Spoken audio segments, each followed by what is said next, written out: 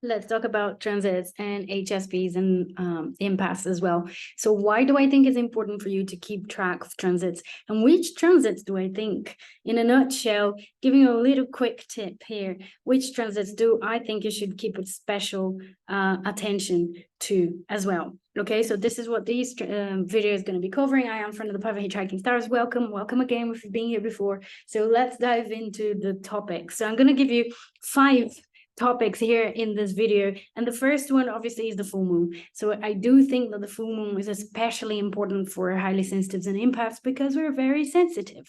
We're going to be picking up on everybody's energies and everything that's going around us all the time. And so when we have a full moon, and in particular an intense full moon, and you're going to hear astrologers talking about an intense full moon and whatnot, so keep an eye on those. And I mean like full moons in Aries, full moons in Scorpio, or a full moon with a specific like grand configuration also activating it, because people tend to be more emotional around full moons. So I'm not even just talking about your own emotions, but the emotions of people around you, your family members, your loved ones, people in the streets, you're commuting to go to work or something, and you can notice what's going on around you. So I think the full moons are very important to keep an eye on. And again, why am I talking about the transits here for HSPs? Because I have been noticing that we tend to feel things in advance. We tend to kind of know that there is something in the air we can't quite put our finger on, or, So I think the sensitivity also is translated astrologically, and how we can sense that something is about to happen or something is in the air. And that's because we feel the environment, we feel the people, and potentially feel the energies of the planets as well. All right. So with that said, so the first one is the full moon. I do tend to avoid doing anything too strenuous, going to concerts or things like that, unless I know is an energetically safe environment. So it's somewhere where people tend to be more conscious, going to a conscious ecstatic dance or something like that. But I always try to consider, am I going to find any problems getting there, to travel there and things like that? So I try to avoid traveling during full moons as well, because the energy can be quite intense. So that's number one. Now, number two is very important again to keep an eye on, and those are transits of Mars. So whenever there is an intense Mars time in the sky, so we had Mars Cazimi now. Mars was very, very under the spotlight. It still is in the sky right now, in Scorpio. And that's a time where people might feel a little bit more aggressive, or get in touch with more aggressive and aggression in general. And obviously we can use that constructively, and we can do more exercise, or we can achieve more things in our daily life because we are like getting things. But it's important to keep an eye and avoid certain situations if you can, avoid the difficult conversation if you're able to, or, to just keep an eye. And by an intense Mars transit, I also mean a Mars transit on your chart, if you can notice that sort of stuff, Mars on your ascendant, or, on your Pluto or something like that. But I also mean in the sky. So if astrologers are talking about Mars conjunction Uranus, or a Mars opposition Saturn, or, and we're talking about a tendency to feel extreme frustration, or for people to be restless, or, something in the air, then again, is a day to keep an eye, to be extra cautious on how you're not going to navigate. And I mean extra cautious on how you're going to share yourself, who you're going to spend time with, how far you're going to travel to get there, and things like that, so it's all like about self-preservation, really. So transits of Mars are specifically important. Mars inflames, aggravates, and brings this extra charge of energy into the air, so it's important to have an awareness of it. Now, Number 3, and this might be more relevant if you already know a little bit about astrology, if you're already familiar with your astrology chart as well, so you can follow this sort of information.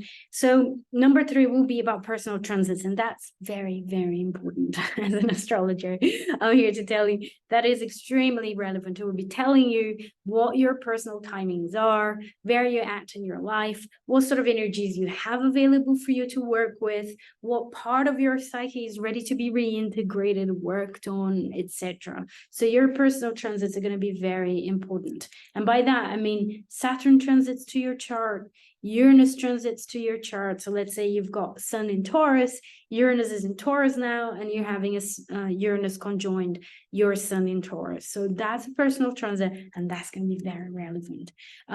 Pluto transits as well. So Pluto, Uranus, Neptune as the outer planets, Saturn as well, and Jupiter, because you can work with the expansive energy of Jupiter as well. If you put, if you're more conscious, you can make better choices. It's simple as that. So knowing your personal transits will be very useful for you. So number 4, now the last 2 that I want to mention, in fact, before I say what number 4 is, the last 2 that I want to talk about, they're sort of easier transits for us to use to rest. I think a common theme for HSPs and empaths is finding a sense of guilt whenever we feel tired, exhausted, wanting to rest, wanting to have downtime. And there's a sense of guilt that sort of creeps in every time that we try to do that, or every time that we feel that's what we need. And then there's an inner judge, or even an outer judge out there, people telling you that you don't have enough energy, or that you're lazy, or that whatever. So these last 2 are helpful transits for us to align ourselves and to feel that we're living life in a more cyclic way, rather than, judge ourselves when we need something. We understand that this is part of a cycle, and that's a great time to do that. So great time for having downtime, very important for us, will be during the new moon. So if the full moon brings all of that extreme energy, and people are restless, and big releases of energy, not only energy, but emotions as well, the new moon will be a time to rest, will be a time to go inwards, to plant the seeds. Is the dark of the moon. So it's about really being under the soil and nurturing that beginning, that sort of invisible new beginning almost.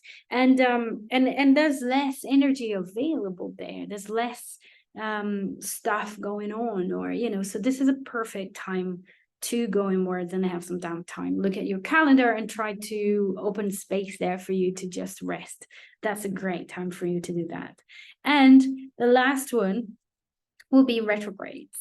I know there's this huge thing about retrogrades, and everywhere you go, and this big press on like Mercury going retrograde and what can go wrong and how difficult it's going to be, and everyone can blame Mercury retrograde.